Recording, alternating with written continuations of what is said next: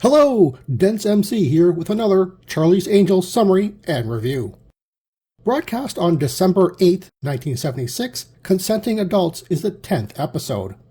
The Angels are hired to find a missing antique dealer and soon discover he's a user of the Consenting Adults computer dating agency.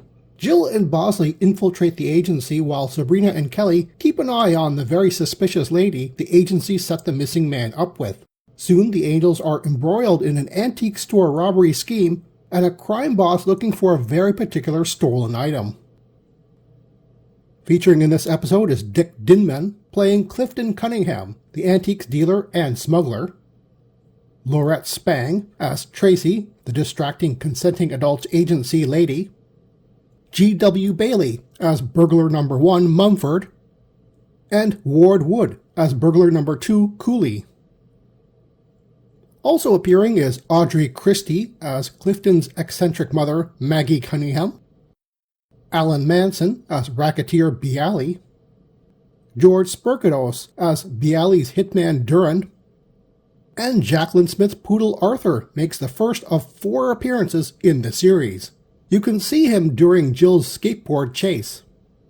Boz mentions Romanian gymnast Nadia Comaneci, the first gymnast to get a perfect 10 in the 1976 Olympic Games. Much of the episode's comedy comes from Maggie Cunningham's dialogue. The part where Sabrina is trying as delicately as possible to inform her that her son Clifton had hired a prostitute is comedy gold. The most interesting quote of the show is when Bosley is showing a photo slide of their client Maggie Cunningham, who hires the Angels to find her missing son. Instead of a recent photo for the briefing, it's an old photo of her with US President Harry Truman. Sabrina says, "Hey, give him hell Maggie." She's making a joke over the saying, "Give him hell Harry," a slogan for the 33rd president from 1945 to 1953.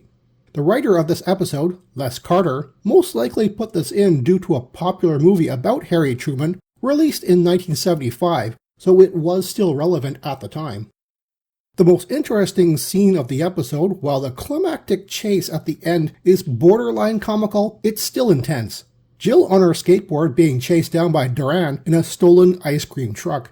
This concludes when Jill tumbles over a parked car while Durand crashes into it, knocking himself out. Interesting fashion choice? When Jill meets Tracy at the pub, her quote-unquote fellow prostitute outfit includes a brown blouse that is completely open down the front. Naturally, Jill isn't wearing anything underneath for maximum effect.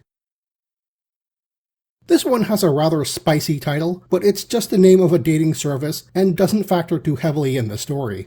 What starts off as a missing persons case spirals into the Angels handling 2 different sets of bad guys. Clifton, an antique store owner, gets distracted by Tracy, a honey trap. They call her a prostitute here, although this is something she was doing on the side. The Consenting Adults agency is run by a couple of thieves, Cooley and Mumford, who use her information to rob the vacant store. Unfortunately for the thieves, Clifton is using his position to smuggle diamonds for racketeer Bialy, and has hidden the latest drop in one of the now stolen items. Bialy and hitman Durand interrogate Clifton for days, sparking a missing persons case started by his flippant mother. Bialy and Durand probably thought they had plenty of time, seeing as Clifton had a reputation for being a recluse, only leaving his store loft for antique buying trips. But it's also this lonely lifestyle which leads him to use the dating agency. His bad luck, it turned out to be a front for information gathering. We never find out why he smuggles diamonds for Bialy, how long he'd be doing it for, or even how those two met.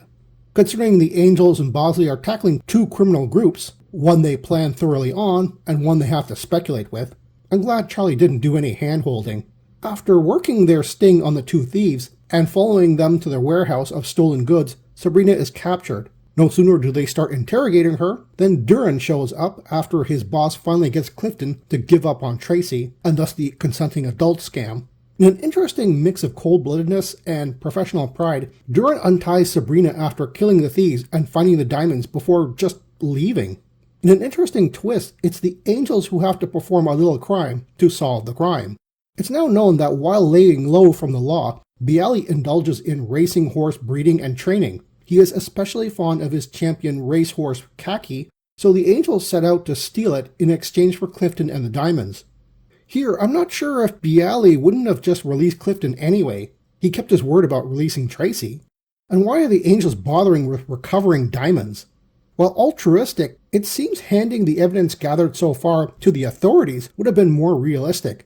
But then we wouldn't have nabbed Duran, who rats on his boss Bialy, putting them all away. A Hollywood ending. I feel like Bialy's incompetent interrogation of Clifton is what makes this episode. If Bialy instead worked with Clifton, they would have tracked the obvious store distraction back to Tracy faster, who would have given up thieves Mumford and Cooley. Duran goes to the thieves' warehouse, finds the diamonds, and returns, all of which would have taken less than a day. Clifton goes back to his store, alone but unmissed, and the angels are never involved. Don't get me wrong, this is a fun plot and it's well acted. However, the need for suspension of disbelief is strong in this one. I especially like the fact that Clifton is probably charged at the end. It's easy to forget that, even though he was a missing person and was robbed, he is also very guilty of smuggling. Tracy is really the only one who got away, but with the law still at her heels. IMDb gave this episode a 7.4 out of 10, and I will agree it is well above average. Good morning, Charlie.